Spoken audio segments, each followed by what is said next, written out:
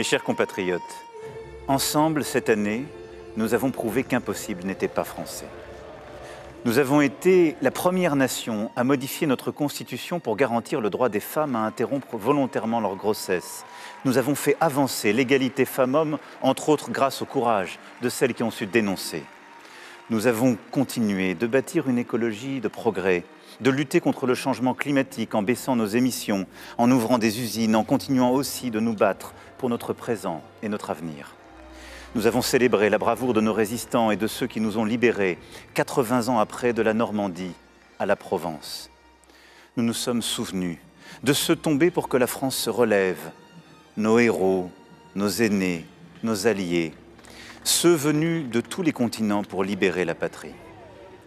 Nous avons eu aussi, comme promis il y a un an, des moments de grande fierté. D'abord, nous avons organisé cet été des Jeux olympiques et paralympiques aussitôt entrés dans l'histoire, entrés dans nos mémoires et dans nos cœurs, qui ont fait vibrer un pays uni, de Saint-Denis à Tahiti, et ont montré une France pleine d'audace, de panache, follement libre. Une France qui rayonne avec ses exploits sportifs, ses émotions, sa générosité. Une ville de Paris magnifiée.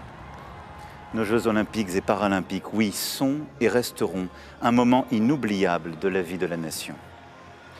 En ce mois de décembre 2024, comme nous l'avions promis, nous avons rendu au culte et rouvert au public Notre-Dame de Paris.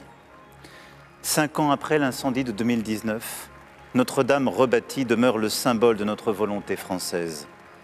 Des milliers de compagnons, d'artisans, de femmes et d'hommes ont rebâti la cathédrale jour après jour pendant ces 5 années.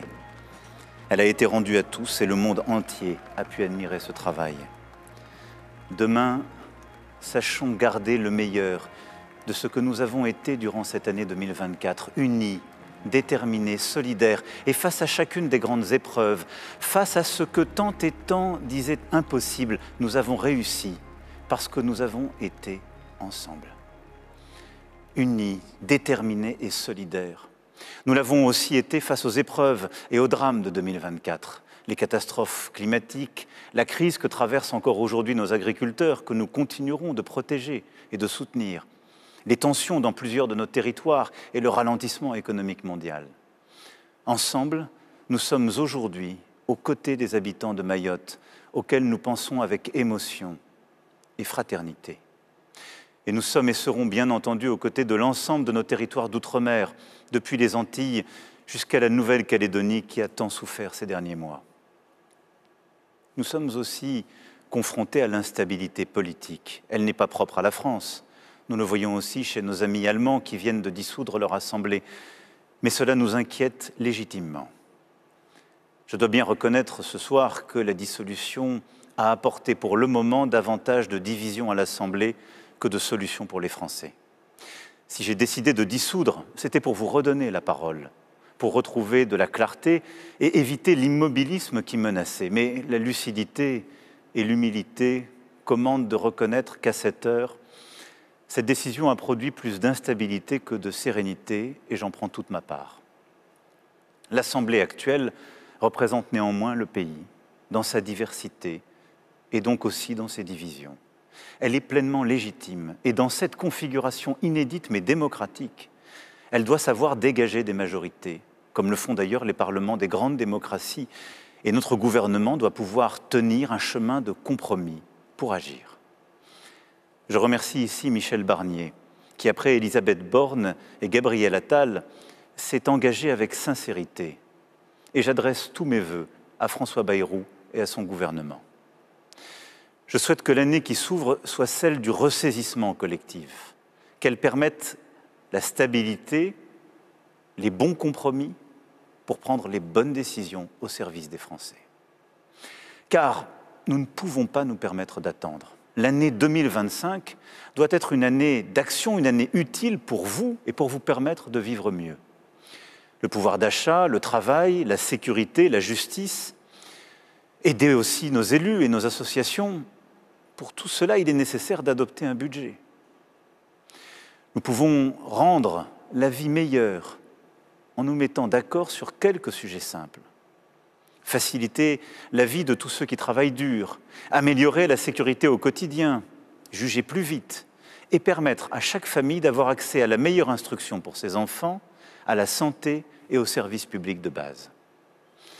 À nous de le faire donc.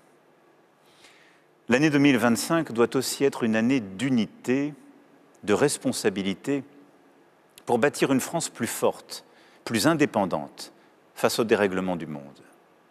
Les guerres en Ukraine et au Proche-Orient ne sont pas des conflits lointains.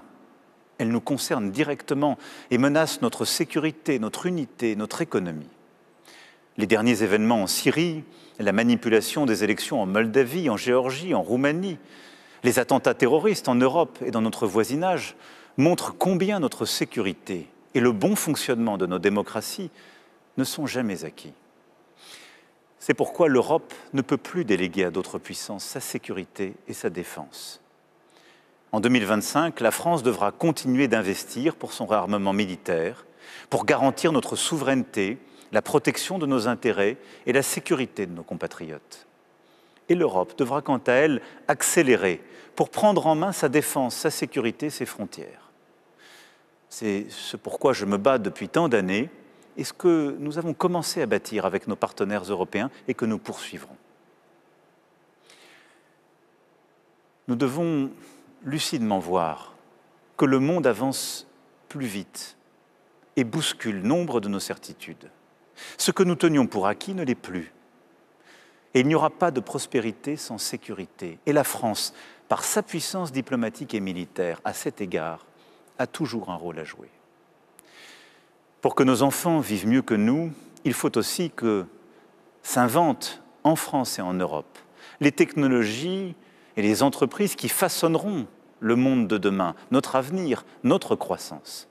L'intelligence artificielle, les révolutions du quantique, de l'énergie, de la biologie, pour ne citer que quelques-uns de ces chantiers. Les Européens doivent en finir avec la naïveté.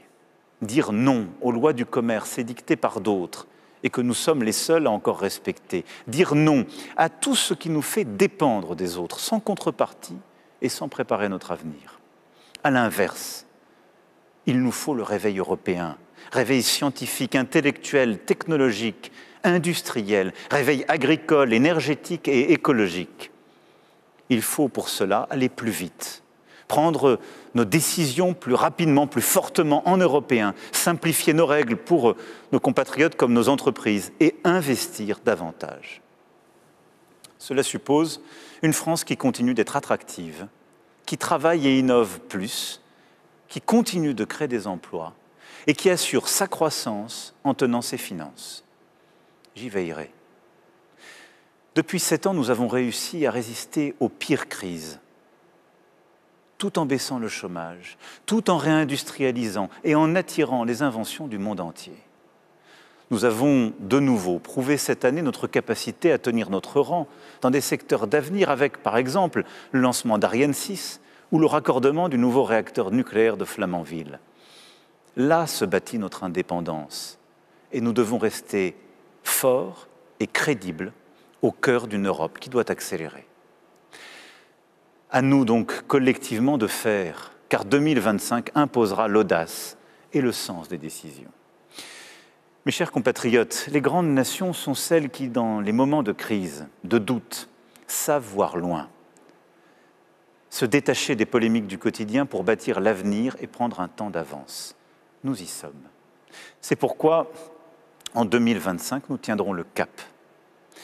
Nous sommes à un quart de siècle. Une partie des promesses de l'an 2000 ont été tenues, mais tant de désordres, de déséquilibres sont apparus aussi.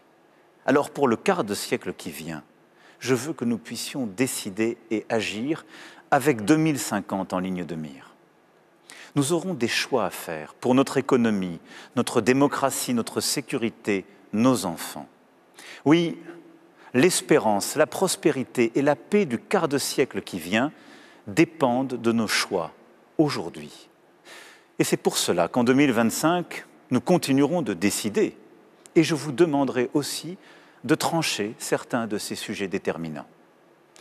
Car chacun d'entre vous aura un rôle à jouer. Chacun d'entre vous sera nécessaire pour réussir ce projet que je viens rapidement de brosser devant vous.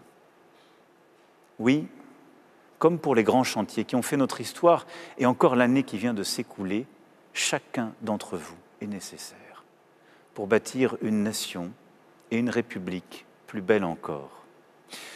C'est pour cela que je nous souhaite pour 2025 d'être unis, déterminés et fraternels.